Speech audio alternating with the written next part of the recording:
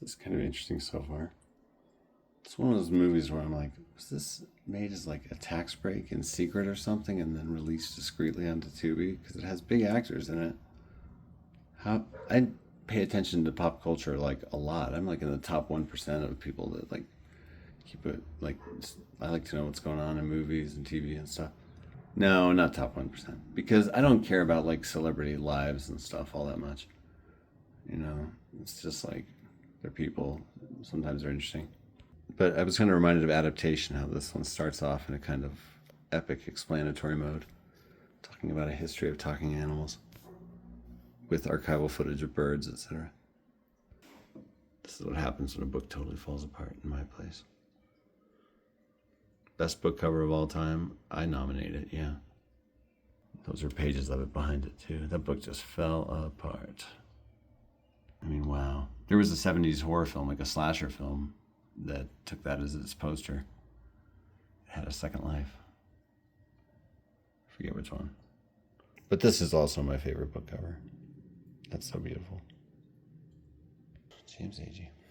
But let's talk instead about, I mean, who cares? Nothing matters. No, that's not true. Why would I have science and sci-fi books if I was like that? That's not even my temperament. My nihilism is jokey, though I do feel it on some level. A merry heart doeth good like a medicine, but a broken spirit drieth the bones. No one knows the Bible like someone raised in that stuff that fled. But that's just a good like old proverb from the Bronze Age. I love that I have all the 2001 books. But I need to get the short story collection that contains The Sentinel. And there's a really cool nonfiction paperback about the making of the movie of 2001. I'd like to get that too. Oh look, so I displayed that one book and then I was like, I should display these others. It overlaps a little now, but I kind of like it. The cats don't really ever go up there. They each checked it out once and they're like, it's too much effort to get up and down. Until I get a little shelf at about yay height for them to use as a waypoint. Yeah, I think I'll keep doing that. Maybe I'll display a bunch of cool books. That's just like an easy way to display old books. This is actually a good book. I read it revised as The American Way of Death Revisited. Excellent, excellent, excellent. Outrageous about a particularly, all the most exploitative aspects of the funeral industry, which definitely exist. It's another industry that is surprisingly franchised and corporatized, like in the same way as like McDonald's. There's like big companies. This book is old, but talks about abusive practices that I saw in person when my sister Leanne died by her own hand in 2001. My dad, he went like crazy with grief. That was his oldest daughter. It's the only time I had ever seen her cry was at her funeral. Him cry was at her funeral. And he later denied crying at the funeral. And I'm like, that's so weird. Why would you deny crying at the funeral of your eldest child? Sort of nonsense 50s residue is still clinging to your brain. Whatever it was, it caused dementia. Very sad, actually. Wow, this cover. Look at that thing. Dang. But anyway, they sold my dad like 20 plots and a really expensive bench, like a whole area of the cemetery, basically. He had to get a lot of it returned later because he like spent all of his and my mom's money. Maybe I should rearrange the wall stuff more around the things on the shelf. I don't know. Maybe I should just be okay with a little disorder. If I get some smaller books, I could display in the interstitial parts out front. Ugh, the endlessly idling parking lot stuff's going on again. Great. Beautiful. If I had like a little stand, I could put that up here or something. So I'm going to make as the thumbnail for this video this great picture that a viewer and a guy who's becoming a friend, who I've seen now so many times over the years and hung out with so many times. No, this guy is a friend. He's super cool. His name's Jean-Yves. He lives in France, in Strasbourg. What's up, Jean-Yves? Anyway, he sent me this great picture of his cat watching Baby Squirrel in a video. He said his cat, Joseph, watched all of the Gilgamesh video just waiting for Squirrel to reappear. Hilarious. Squirrel. Give the people what they want. I mean, the cat people. Okay, what's up? Let's look at Tom Brown Jr.'s books. Because we were just going through the science section. Yes, but why, Mike? Why? Why do this channel at all? What is the point? Why should anyone watch it? It may be that no one is. And maybe this channel is just like a collection of data that I can use for a writing project later.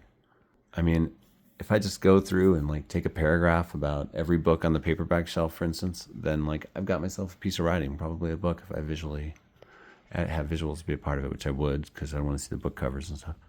Even a really boring, weird documentary, you know? You know, some in the avant-garde call boring art anti-absorptive art. And I tend to agree that like boringness and boredom can be really interesting actually. And I don't know, I'm never bored. That's a weird thing about like hanging out with the normie world, you know, in whatever capacities in your life. People talk about being bored and stuff. I'm like, what? Tom Brown Jr. is a really interesting figure. And I don't know, he's probably still big in certain subcultures, I imagine. I don't think he's alive anymore. I really should have done some research for these videos, but I have over the years because I've obsessed over this book. But I mean, wouldn't it be cool to like understand tracking and like be able to like read a footprint and like be so aware of your environment? This guy, Tom Brown Jr., he was trained by a Native American man, I think an Apache man, named, oh, I love that quote. Thomas Carlyle once said that tragedy in life is not what men suffer, but what they miss. Why did I write my initials next to that? That's funny. Okay, I read this in 1999 for the first time. That was something I did, put my initials next to it, something I highlighted. What?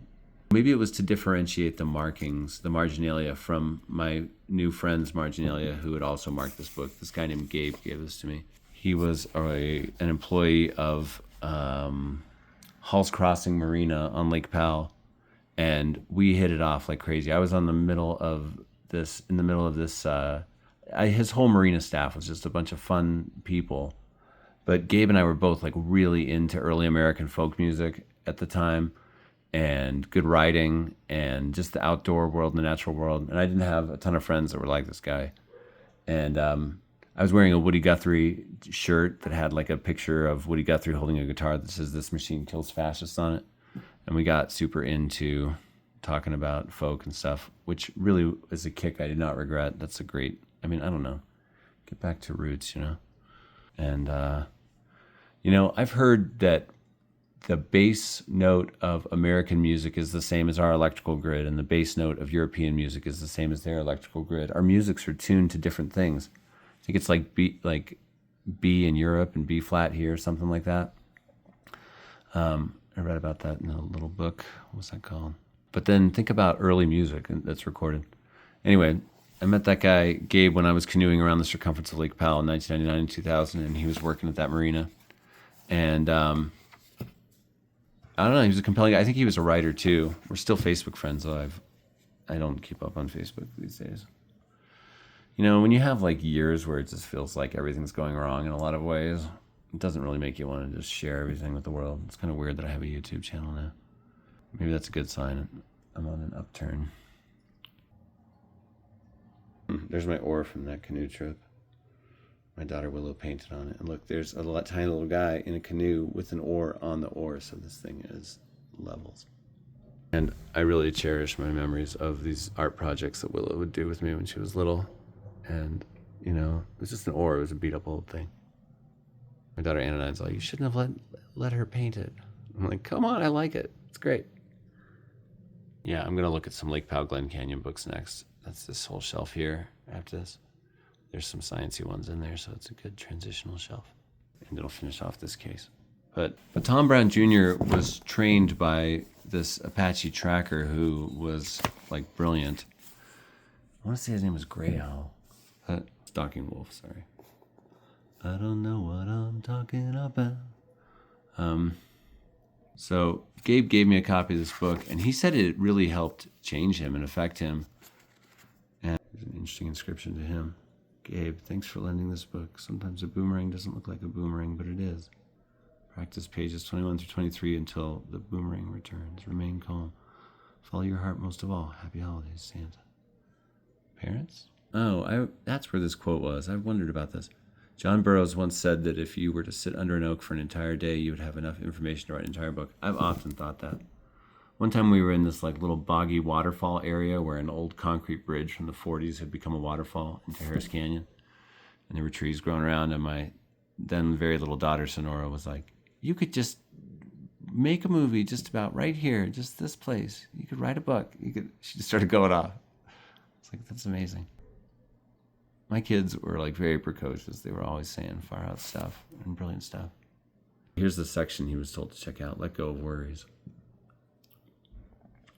Yeah, this guy Gabe told me that, he told me that he'd been a real like bigoted jerk in this or that way or whatever. Had a lot of hate and anger and all that held on to in his heart. And that this book, he emphasized this book, but I think it was like just a whole turning toward nature and healing in the world,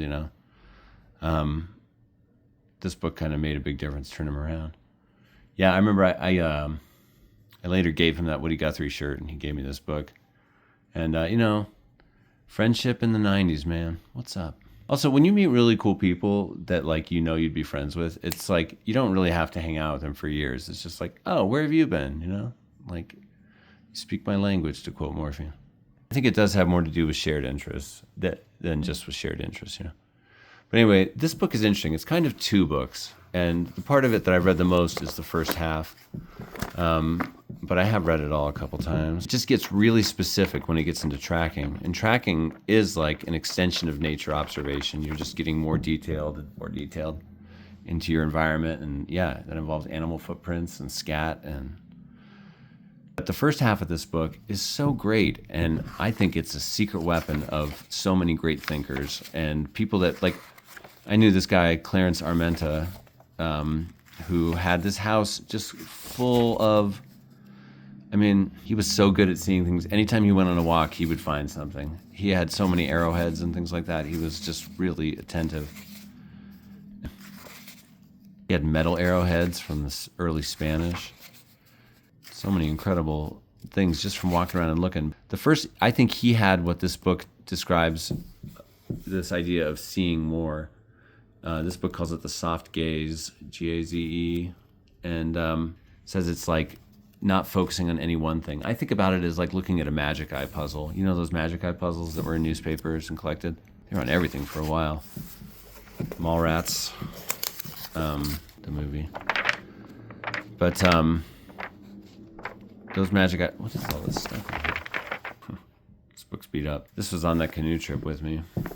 Obviously. Yeah, I got it from that guy. But then I had it, like, canoeing. I don't even know if Halls Crossing Marina is there anymore. I think that one might have been one of the ones that was closed because the lake got so low. Wildly, my parents were on the lake when my mom was pregnant with me, hoping that the motions of their boat would send my mom into labor, and they stayed at the Halls Crossing Hotel, which was really just a bunch of single-wide trailers. And I stayed in the employee housing, which were when I was staying with the marina employees for a little while, because we all headed off. And I stayed in a single wide that was previously part of the Halls Crossing Hotel. So, and there were 70s stickers on the mirrors and stuff still, and art on the walls. It was pretty run down, but it like could have been the same one. I'm like, why do I have this history with this place? It's weird. Also, my ancestors rode the old Mormon Trail that's now like a road right by there, like 84. Weird biz. I don't know. Ouroboros. That boomerang. But when you read and write about your life, it feels like everything's always folding back in on itself. Because probably everyone's lives are just that layered, but we just don't always look at them, Anyway, the whole first half of this book is just on seeing more. Softening your gaze so that you see like more in the environment. Just taking more in, paying attention more, thinking about it more. There's an exercise in this book that I have used so many times. I actually used it as a campfire exercise. Was it campfire? No, it was just like in the middle of the day at this wilderness camp I was working at last summer. You make like a square foot of ground with 4 sticks. And then you stand up and you look at it and you try to observe everything you can about it from a standing height. Just really pay attention. You should invest some serious time in it. Then you kneel down, same thing. You like, for as long as you can kneel, you just, you're paying attention from a different height and you will see more things for sure. And then You get down with your face like right down on the ground, like as close to it as you can get, and then you really pile it on. This should be your longest time yet, and you'll see all kinds of stuff. And then you get slowly back up, and you watch the ground just like kind of start coming alive all around as you realize the detail that like every square foot of ground around the square foot that you were looking at is just as detailed. So it really messed with me the first time I did it. It's a crazy thing. I was like jumping up and down, exclaiming. Of course, I was also canoe mad and sun mad and all the kinds of insanity from living on Lake Powell. That was when I also had a month of not seeing anybody. But that was earlier in the trip. Anyway, so I've read this book a few times over the years, I think. I've read the first part a bunch of times. It's really great. It's a key piece of nature writing. And like, I don't know, it's just really interesting. Yeah, it's a guidebook, but like, that's the kind of book that some books are. And the nature of books change over the years, Like, I like to watch those like historic cooking channels like Townsend's, see how the past gets explored that way, I don't know. This book's done a lot to tweak my consciousness for sure. And I would like to know tracking. If I had a lot of money to spend, I would do things like take curandera classes, learn all the herbs and stuff, and all the identities of plants and flowers and everything that grows in the mountains. I'd like to know all that stuff. I want to know all the details. It'd be so cool to look at like an off-ramp and know what all the plants can do there. I know four-winged saltbush, you can eat that like a cereal to stay alive. Hey, you could dye a rug a faint shade of yellow with rabbit brush. Supposedly puncture vine makes a tea that's good for something, but that's goat head plant. I hate that stuff. First called sand burrs in old writings from the 1800s.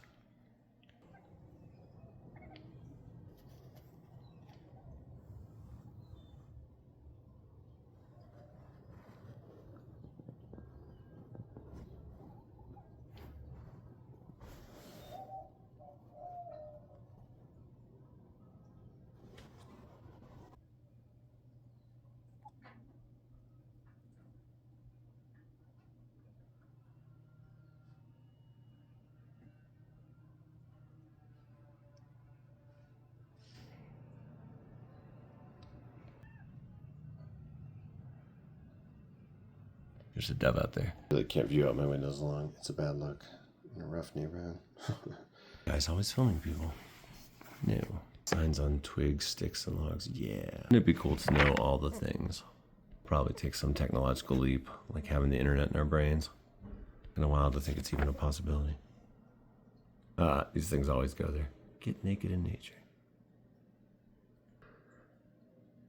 The real fool is the person who stays encapsulated and comfortable and misses the feeling of connection with the earth. Yeah, he really explains well in this book that tracking is about so much more than just following footprints. It's about America's best-selling wilderness series. Do y'all know this? They're still in print. I still see them at like REI's or places like that, nature centers. I think, but I never hear anybody talk about this guy. I think he's had a larger presence in the past, or maybe I'm just in the wrong circles. But I worked at a wilderness camp this summer, and I don't think anyone knew him when I mentioned him. But he talks about how, like, watching Stalking Wolf, just listen to the birds, and he's like, there's a snake down by the river. He could hear birds reacting to other birds, and he could. The river was like really far away too. I remember. Okay, let's look at these other books too. I have not read these other books. I think I got these all. Where did I get these from? I saw them in a thrift store, I think, and I grabbed them. But honestly, I don't remember. Can't imagine these turning up in a free box, and I don't have that memory. Here we go. Tom Brown's Field Guide, Wilderness Survival. The author of The Science and Art and Tracking. Looks like he has this Brant Morgan guy kind of backing him up. Maybe it's like, a writer with a history of writing or something, maybe. Because this is a very readable book. I'm drawn to it. I keep going back to it. I've sometimes wished the first half had been published separately. And if it was, I would own a copy. I like both parts, but it just has value, like, for the lay person, who's not out finding missing kids or whatever. So wilderness survival, good skills. I got my wilderness survival merit badge as a young Boy Scout by building a series of shelters that were all really uncomfortable, and I thought I was going to die in them, including a snow cave on the short slopes of Mount Taylor. And that thing was not warm any. How could you have possibly had a fire? I don't know. We did not know what we were doing. I'm glad we survived. It's funny, Tommy Lee Jones said he hates filming in Albuquerque because someone's always yelling or dropping a tire iron. Or ravens are always cawing. I'm like, ouch. I don't insult you personally, like after paying close attention to you. Accurate and cutting precision. Yes, someone is always yelling. There are often crows cawing, but crows are awesome. My friend, the comedian Mike Long, has crows that follow him around because he's fed them dog food for so long. Trying to convince him to dress all in black and wear a cape. I need to hang out with that guy. We were going to go hike Sierra Ladrones, the Mountain of the Thieves. He's interested in it, and I've been out there once. And I've written about it. Lady, I don't think Mac wants to talk to you right now. Or go up and knock on his door. Tom Brown's Field Guide to Living with the Earth. That's cool. This guy sounds awesome, honestly. Tom Brown's Guide to Wild, Edible, and Medicinal Plants. Yeah. Where did I get these books from? I cannot remember. I would have grabbed them if I'd seen them. So, like, I think they're from a thrift store. I think there might be. Well, let's see if they have the Family Thrift Bite. They don't. Tom Brown Jr. Tom Brown Jr. began to learn tracking and hunting at the age of 8 under the tutelage of an Apache elder called Grandfather. He has founded a renowned survival school and is the best-selling author of the classic The Tracker, The Search, and many other wilderness books. At the age of 8, Tom Brown Jr. began to learn tracking and hunting from the Apache elder Stalking Wolf. After being featured in People magazine, he spent a year in the wilderness with only a knife, honing the skills that he presents at his famous survival school and in this unique series of guides. Readers will not want to miss the other handbooks in this series. I honestly think that would be a cool experience. Spend a year with only a knife? Yeah. I used to think about that a lot more than I do lately. At the age of 8, Tom Brown Jr. began to learn tracking and hunting under the tutelage of the Apache elder Stalking Wolf. Featured in People magazine as the Pine Barrens tracker, Tom Brown disappeared at the height of his fame to spend a year in the wilderness with only a knife, honing the skills that he shares today at his famous survival school and in this unique series of books. Wilderness Survival, Nature Observation and Tracking, City and Suburban Survival. I want that one. Field Guide to Living with the Earth. How many of these do I have? 1, 2, 3. I don't have that City and Suburban one, so I need to get that. At the age of 8, Tom Brown Jr. began to learn tracking and hunting from a friend's grandfather, the Apache elder Stalking Wolf. After being featured in People magazine, he rejected fame to spend a year in the wilderness with only a knife, honing the skills that he presents in his handbooks and at his famous survival school. Don't miss the other books in this exciting series. Oh, okay. We don't have the children one. Don't know that I need that one now. Well, my youngest is 11. The Forgotten Wilderness, that's a great title. I want it just for that. City and Suburban, I want that because I am interested in interstitial nature and like the wild places that persist. But I got 4. 4 out of 7. 4 out of the 6 that I want. I might as well be a completist. Tom Brown Jr., you're a cool guy. And if you're still alive, yes, I will hang out with you. I'll become your protege. No, I don't think he's alive, but I don't know. Also, maybe I'm too old to be anyone's protege now. No, I'll never stop learning.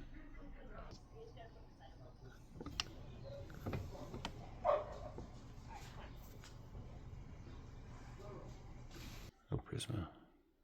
Low.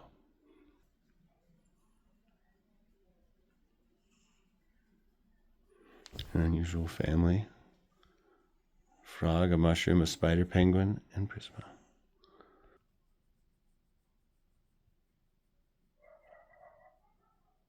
My daughter Sonora made that penguin lobster thing. Someone should offer like $1,000 for that thing, and I'll sell it and just give her the money. Shock her. No, I even for that, I'd have to ask her permission because she loves this thing. Sonora is literally Sid from Toy Story, but it's not malicious. Good old Prisma. But do they belong on the science shelf? Yeah, I guess he'd probably call it the science of tracking. Maybe the art of tracking. Arts and sciences are in the same school. What's that all about? Well, I don't know where else to put them, so I'm putting them back there for now. But I think I'm going to add more science-y books when I go through that next nonfiction half of a case over here. We're coming for you, shelves. All right, well, take care, everybody. See ya.